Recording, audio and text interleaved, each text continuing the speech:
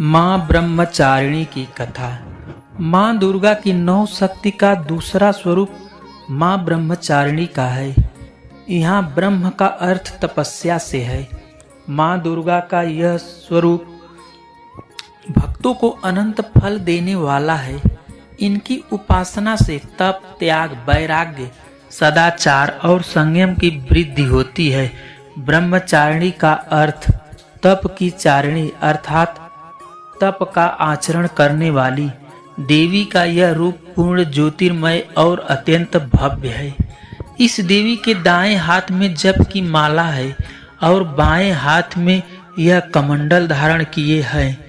पूर्व जन्म में इस देवी ने हिमालय के घर पुत्री रूप में जन्म लिया था और नारद जी के उपदेश से प्रभावित होकर भगवान शंकर को पति रूप में प्राप्त करने के लिए घोर तपस्या की थी।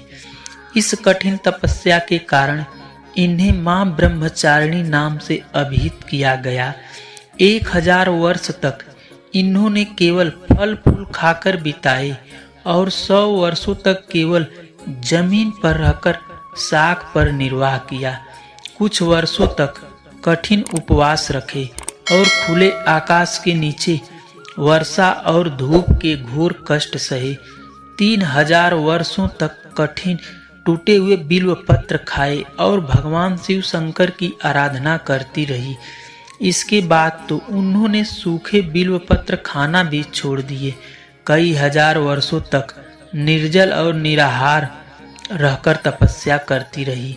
पत्तों को खाना छोड़ देने के कारण ही इनका नाम मां अपर्णा पड़ गया। कठिन तपस्या के कारण देवी का शरीर एकदम कमजोर हो गया। सभी देवता, ऋषि, सिद्धगण, मुनि ने मां ब्रह्मचारिणी की तपस्या से अभूतपूर्व पुण्य कृत्य बताया, सराहना की और कहा, हे देवी, आज तक किसी ने इस तरह की कठोर तपस्या नहीं की। यह तुम्ही से ही संभव थी। तुम्हारी मनोकामना परिपूर्ण होगी और भगवान शिव जी तुम्हें पति रूप में प्राप्त होंगे। अब तपस्या छोड़कर घर लौट जाओ। जल्द ही तुम्हारे पिता तुम्हें बुलाने आ रहे हैं।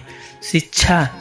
देवी की कथा का सार यह है कि जीवन के कठिन से कठिन संघर्षों में मन विचलित नहीं होना चाहिए।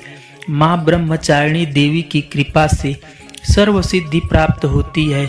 माँ दुर्गा के पूजा के दूसरे दिन देवी के इसी स्वरूप की उपासना की जाती है। धन्यवाद दोस्तों, यह कहानी आपको कैसी लगी? दोस्तों, मेरे चैनल को लाइक और सब्सक्राइब जरूर करिएगा।